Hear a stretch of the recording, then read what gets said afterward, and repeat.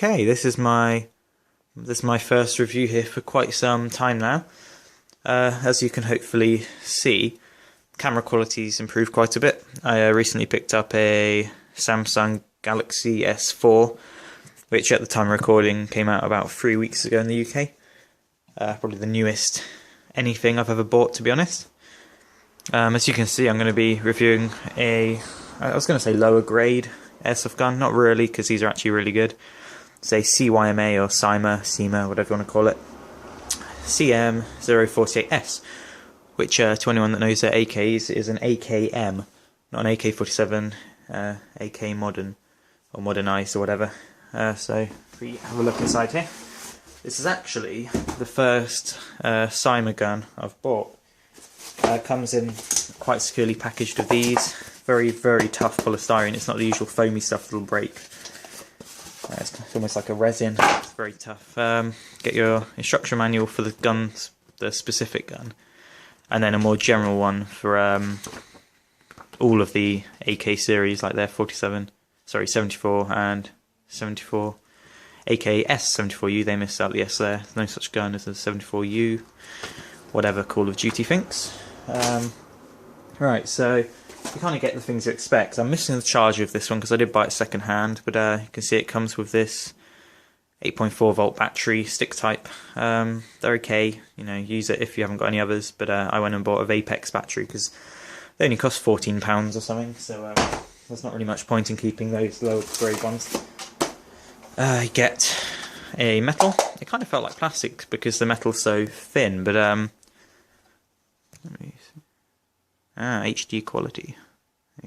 Yeah, kind of. So you get your 600 round high cap magazine. I'm not a fan of these old style sort of ribbed stamped AK mags. I prefer the plastic ones, but that's what you get with it. You'll also get your cleaning rod under here. Oh, that's where the battery's meant to go. Don't notice that. Oh well. Anyway, get the box out of the way because that's not important. What is important is your wood and steel AKM.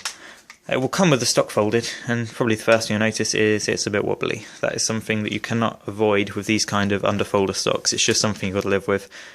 You can tighten them up a bit by turning that, but you have to expect a bit of wobble with these. If you don't want that, get the solid stock version. Anyway, to undo it, there's a large button here. It's very much like the MP40, very kind of, you know, 1940 style. Swing it under and it'll click into place, and you force that bit down and you're ready to use your AK. Although of course, if you wanted, you could use it with the stock folded. There's quite a lot to go over on these. I mean, if you know your AKs, it's going to bore you a bit, but if you don't, I think I'll start from the back first. Okay, the stock is steel, which is nice. The old TM AK-47s have kind of, not pot metal, but you know, kind of a bendy metal that really don't feel very solid. I'd worry about breaking it. This does have about an inch of up and down movement, but side to side, none. Very solid, really. For its design, it's not bad, and you can get quite a good sort of shoulder weld, cheek weld. Well, not cheek weld, because it's a bit of wire, but you know what I mean. Process to fold it is the same as unfolding. Just press that button in there, bring it round. You have to fold that back out and slap it in, but I won't do that now. Okay, so obviously I'm going a bit fast here, but that is the stock covered. On the base of the stock here, you've got what I think is the perfect sling point. It's solid, it's the right way you want it for a 1-point sling, just around the back, around your shoulder, hook it on right there. And I think that's perfect, really. I don't like ones that attach back here and up here. I just want it one sling point there. Top cover is steel. It's a solid piece of stamped steel, which is nice. Like normal, you remove it with that button. As you can see, I've kind of weathered mine a little bit. I never like new looking AKs. Show you how to take it off. If you push that button in, it's a bit, oh, there you go. It's a bit hard, but you've got your AKM ribbed, see, stamped upper receiver there.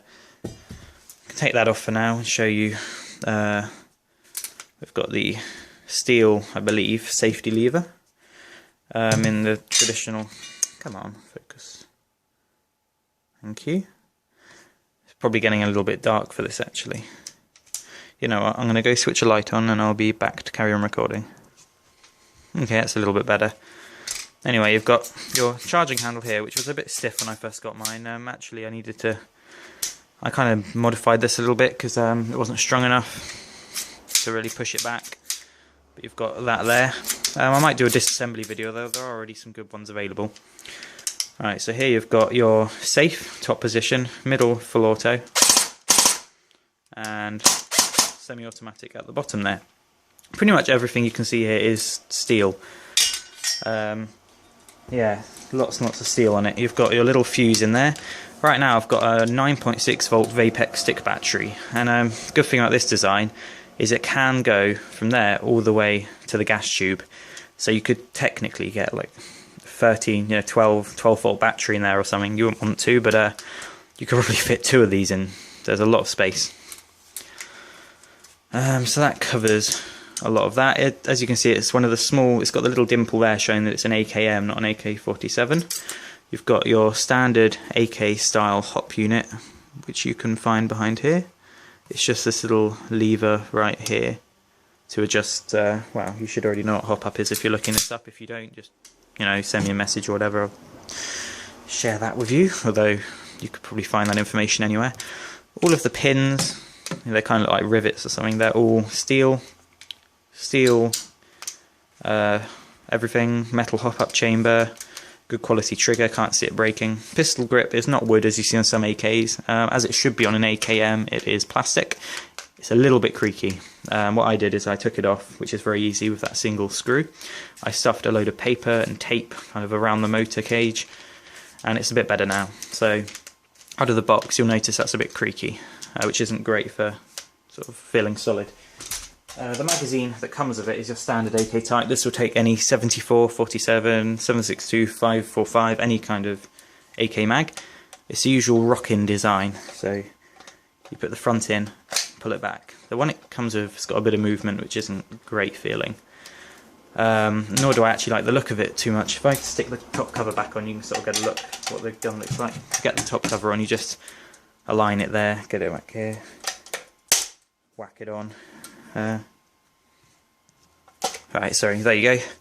That's kind of the look of the gun with the magazine it comes with. I like it, but I'm not a fan of these magazines, which is why I got one of these AK-74 style 5.45 sort of Bakelite kind of style mags. They did actually used to make these for 7.62 AK, so it's not totally unrealistic using these in here. You can, I think you can even use 7.62s in these, and I think that just gives it a really cool sort of 50s Soviet look. Something out the mix of colours. I think that looks really good. But that's just me. You might want to stick to your black steel AK mags or whatever, but I think that looks good, so I'm going to be keeping that in for the review. As you can see, there's quite a bit of wear on the receiver. It's a very tough finish, and that was actually me with wire wool. I just don't like the look of brand new AKs. It doesn't look right, so first thing I did, got wire wool, went all over it. You know, just brought out some marks on it, which always I think looks way better. Anyway, that's most of it covered.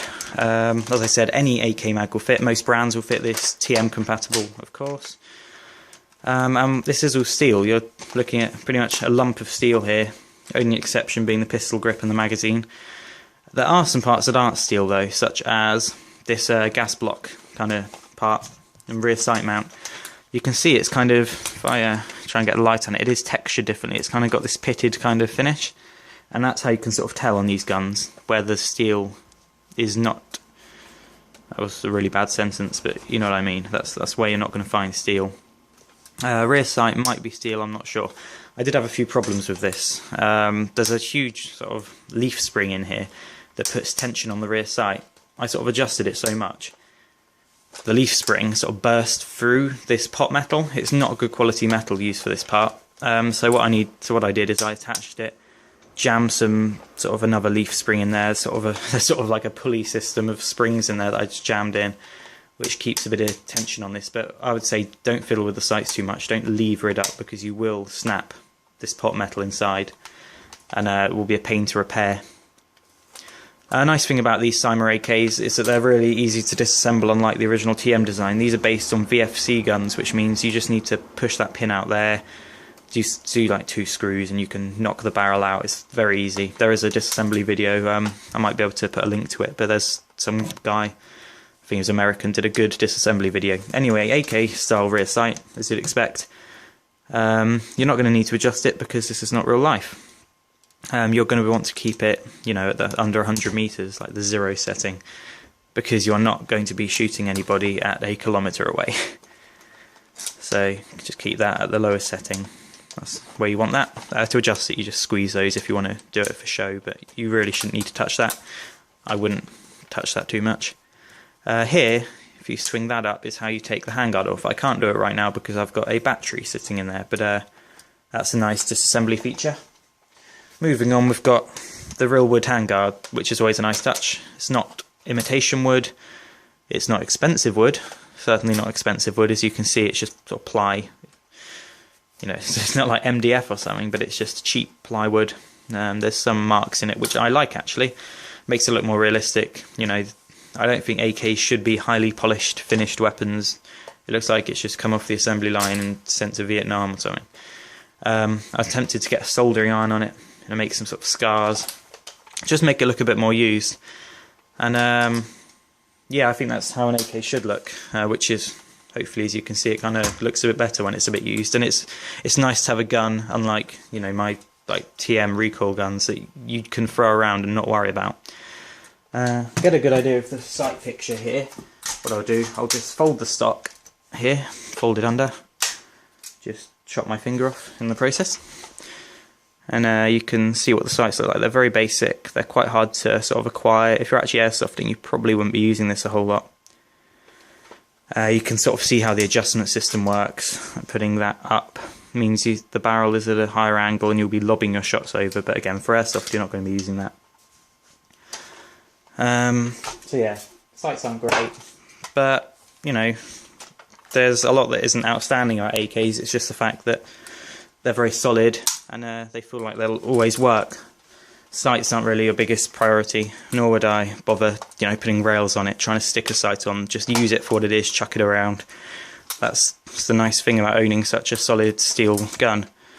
Right, so that's also pot metal, the sort of like gas block piston end cap there. I think that's steel. As I said, the battery can run all the way up to here, which is a nice feature. You've got the barrel, which is kind of very slightly ribbed. You know, it's a bit textured. Come on, focus. As you can see, you've got the cleaning rod here. Obviously it doesn't do anything. You can just pull it out, and it is full length actually. So you can see that would go all the way back to the chamber. But this is airsoft, you don't need a cleaning rod. That is just for look, so we stick it back in there. Front sight looks to be steel, hopefully, so it doesn't break off, but only time will tell. It is adjustable with a little tool that is included, although as I bought this second hand it did not come with that, unfortunately.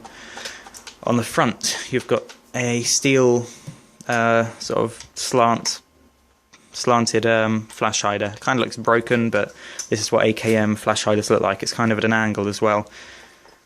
Not sure what the meaning behind that was. I don't know if the gases expand that way, you know, kind of push it that way. Maybe they were hoping that everybody shooting it is going to be, you know, right-handed, and their supporting hand kind of negates that. I don't know what the design element of that was, but anyway, there's not a whole lot to say about this. As for performance, Hopup seems pretty strong. For 0.2s, you really need it on the lowest setting. It could easily lift up to 0.4s or something crazy. And for the UK, this does shoot too hot. This one second hand came to me shooting about 450 FPS, which is way too hot for any skirmish sites in the UK. This would be probably good for you guys in the US who would value a metal, wood, cheap, high FPS gun. But for the UK, I do need to downgrade this, so I'll be popping the Gearbox out and trying that later, which is never something I can do successfully. It shoots pretty nicely. If I put it on semi, not bad trigger response. It's certainly got a higher rate of fire than the real gun. If I switch it over here, Actually, it's probably about similar, you know, 600 rounds per minute or something. And remember, that's on a 9.6. If you use the standard 8.4, you might be a bit disappointed with how slow it is. But for me, it's alright. And again, it kind of adds to the feeling of an AK. You don't expect to pick up an old, battered gun and it be blasting 1,000 rounds a minute or something. It does add to the experience where you're shooting at a sort of a slower, more intimidating rate of fire. Anyway, I think that about wraps it up. I tried to keep this review quick, but as you can see, it's gone on for about 15 minutes now. So that is a review of the CYMA CM048s. I've got a few more reviews coming up. A couple of handguns, TM G36K recoil, and as you can see, picture quality has improved. So obviously subscribe if you'd like to see some more of these reviews. Thank you for watching.